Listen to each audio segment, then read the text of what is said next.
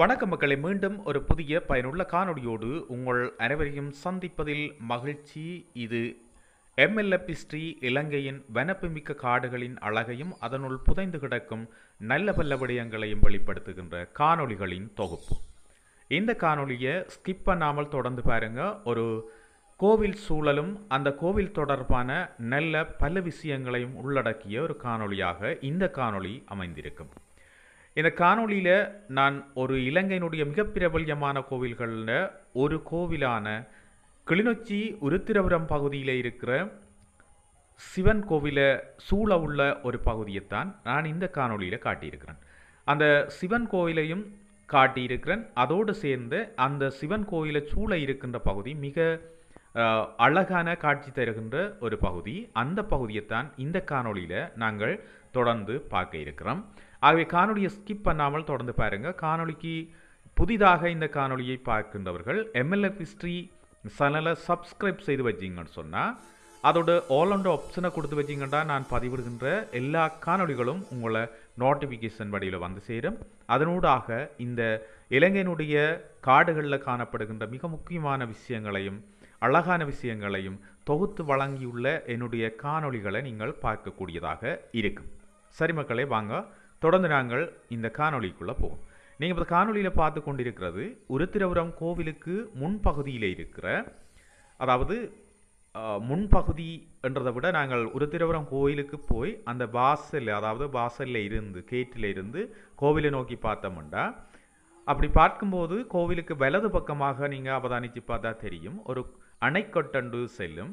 அந்த அணைக்கட்டினுடைய மற்ற பகுதியைத்தான் இப்போ பார்க்குறீங்க. நீரந்து பகுதியைத்தான் இப்போ நீங்கள் பார்க்குறீங்க. இந்த பகுதி மிகவும் ரம்மியமான ஒரு அழகான காட்சி தருகின்ற, அதாவது கோவில் சூழலுக்கு ஏற்ற ஒரு அமைதியான அழகான காட்சி தருகின்ற ஒரு இடமாக இந்த இடம் இருக்கின்றது. அதாவது இந்த கோவிலுக்கு போறாக்கள் கோவிலில் கிடைக்கிற ஒரு மன அமைதி, அந்த கோவிலில் கிடைக்கிற நன்மைகளோடு சேர்த்து இந்த பகுதிக்கு வந்து இந்த பகுதியில் உலாவைக்குள்ள இந்த பகுதியினுடைய அமைதியும் அந்த சுற்றுச்சூழலையும் நீங்கள் அவதானிக்கக்கூடியதாக இருக்கும். மிக ரம்மியமான ஒரு பகுதியாக இருக்கும். இந்த பகுதியில் பார்த்தீங்கன்னு சொன்னால் ஒரு குளம் ஒன்று இருக்குது. இந்த குளத்துக்கு பார்த்தீங்கன்னா இந்த குளத்தினுடைய நீர் எந்த இடத்துல இருந்து வருதுன்னா அநேகமாக இது வந்து புதுமுறைப்பு குளத்தினுடைய பகுதியிலிருந்து வார நீராகத்தான் இருக்குது. அந்த குளத்திலிருந்து வந்த நீர் தான் இதில் தேங்கி இருக்குது. இந்த மரங்களை பாருங்கள், இது வந்து மதுரை மரங்கள்னு சொல்கிறது. ஏற்கனவே நான் இந்த மரங்கள் தொடர்பாக நான் சொல்லியிருக்கிறேன். இந்த தேர், அதாவது கோவிலுடைய தேருக்கு பயன்படுத்தப்படுகின்ற ஒரு மரமாக இந்த மரம் இருக்கின்றது. இது பாருங்கள் இவ்வளோ உயரமாக வளர்ந்துருக்குது. நல்ல பச்சையாக பார்க்குறதுக்கு நல்ல அழகாக இருக்கிற ஒரு உயரமான மரங்கள் இந்த அணைக்கட்டினுடைய ஒரு பகுதியில், அதாவது ஒரு பக்கத்தில் தான் இந்த மரங்கள் அப்படியே தொடர்ந்து வளர்ந்துருக்குது.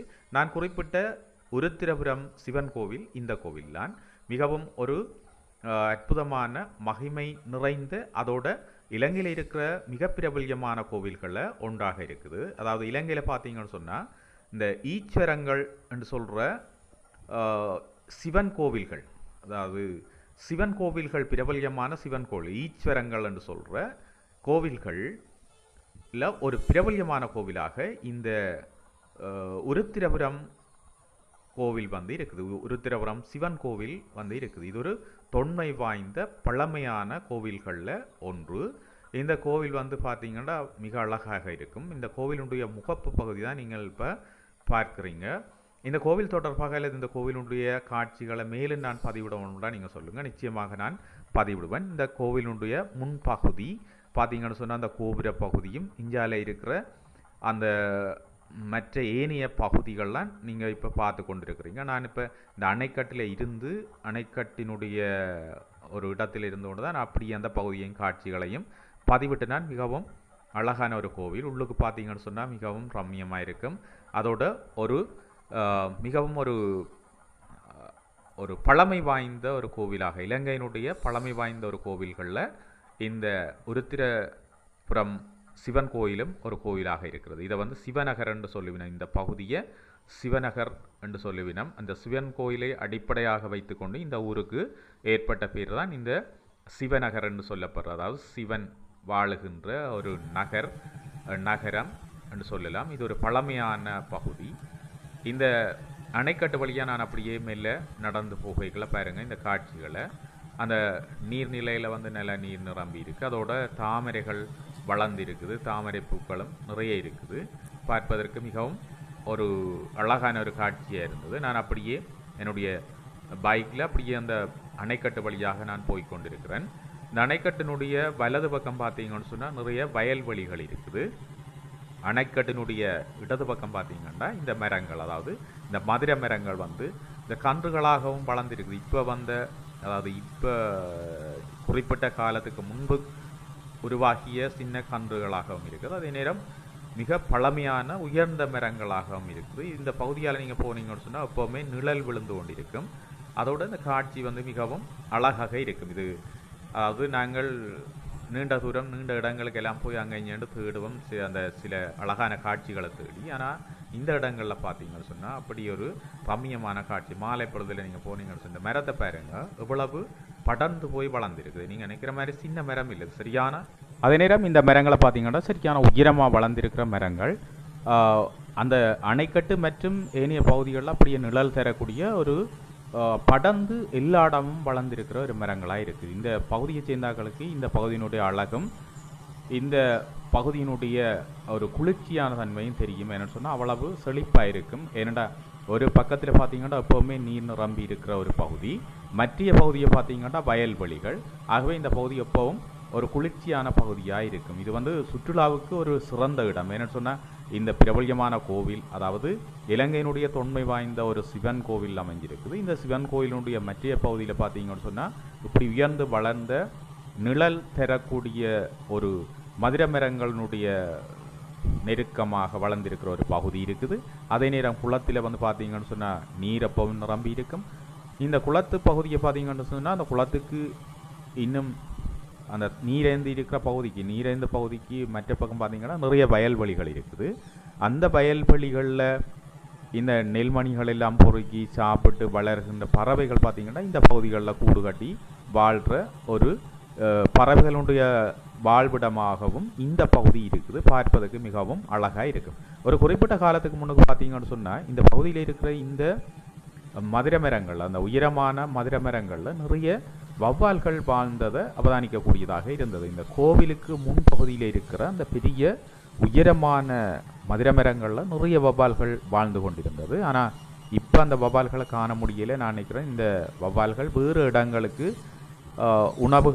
உணவுகளை ஈஸியாக பெறக்கூடிய இடங்களுக்கு இடம் மாறிட்டு என்று சொல்லி நான் நினைக்கிறேன். ஆனால் முன்பு இந்த பகுதியில் பார்த்தீங்கன்னா எப்போவுமே அந்த வௌவால்களுடைய சத்தம் கேட்டுக்கொண்டே இருக்கும். ஒன்று சண்டை பிடிக்கிறது அல்லது இறை தேடிக்கொண்டு அங்கே பறக்கிறது, அந்த சத்தம் வந்து எப்போவுமே கேட்டுக்கொண்டிருக்கும். ஆனால் இப்போ இந்த பகுதியில் வந்து அந்த சத்தம் இல்லை. ஏனெண்டா அந்த வௌவால்கள் வந்து இப்போ அந்த பகுதியில் வாழ்கிறத நான் காணக்கூடியதாக இல்லை.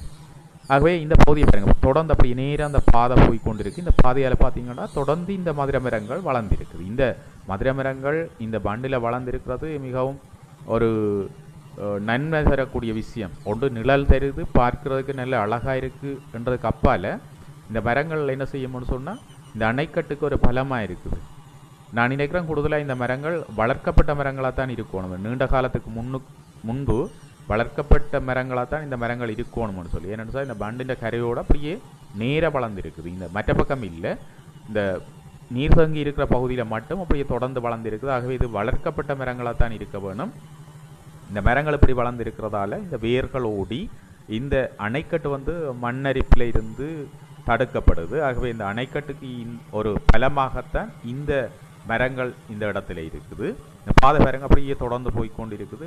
அது ஃபுல்லாக நிழலாக தான் இருக்குது. பார்க்குறதுக்கு நல்ல ஆசையாக இருக்குது. இந்த 2 நேரங்களில், அதாவது காலை நேரத்துலேயும் பார்த்தீங்கன்னு சொன்னால் காலை நேரத்தில் இந்த சூரியன் கிழக்கு பகுதியில் உதிக்கைக்குள்ளே பார்க்குறதுக்கு இந்த குளத்தில் நீரேந்திர பகுதிக்குள்ளே அந்த சூரியன் உதிக்கைக்குள்ளே பார்க்க நல்ல அழகாக இருக்கும்.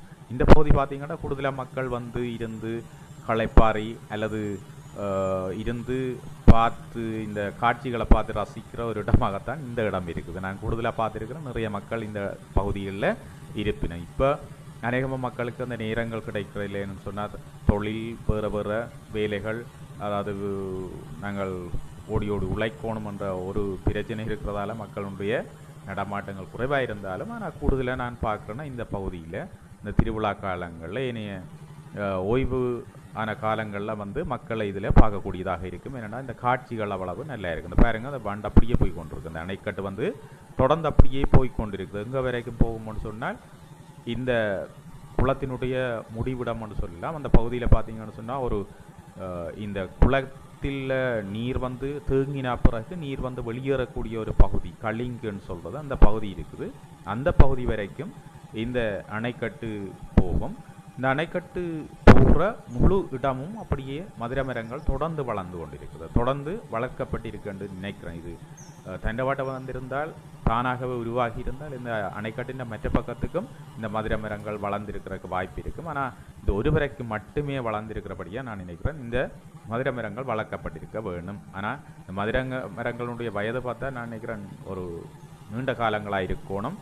ஏன்னா அவ்வளவு உயரமான மரங்கள் அவ்வளவு உயரமாக வளர்ந்துருக்குது, அவ்வளவு படர்ந்து வளர்ந்துருக்குது எல்லா இடக்கும். இந்த காட்சிகளை பாருங்க, அவ்வளவு நல்ல அழகான காட்சிகளாக இருக்குது. நீங்கள் இதில் காணொலியில் பார்க்கவே உங்களுக்கு ஒரு ரம்மியமாக இருக்கும். இந்த இடத்துக்கு போகணும் என்ற ஒரு ஆர்வத்தை தூண்டும் என்று நிச்சயமாக நான் நினைக்கிறேன். எனக்கு இந்த இப்படியான இயற்கை காட்சிகளை ரசிக்கிறதுல மிக ஒரு ஆர்வம் இருக்குது. ஆகவே தான் அதை நான் உங்களுக்கும் காட்டலாமே என்று சொல்லித்தான் இந்த பதிவுகளை உங்களுக்கு பதிவிடுறேன்.